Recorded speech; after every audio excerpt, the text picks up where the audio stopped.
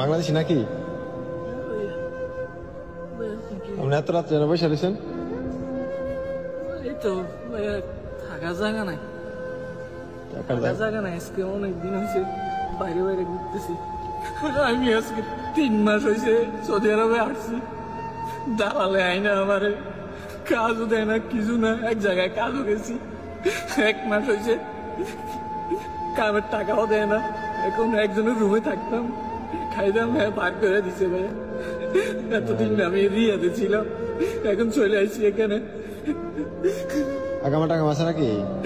আকামাও দেয় নাই, দালালে বলছে 3 মাস পরে আকামা দিব। 3 মাস পার হয়ে গেছে, এখনো আকামা দিছে না। খাওয়া দাওয়া করছেন রাত্রে? না ভাইয়া, এই দেখেন আমার কাছে 5টা টাকা ছিল, সকালে কি খাবো? দেখেন কবুজ ভাইয়া, একটা কবুজ খাইছি আর এই কটা কবুজ রাখি রাখছি, সব তো হয়ে গেছে ভাইয়া। আপনার কাইন্দেন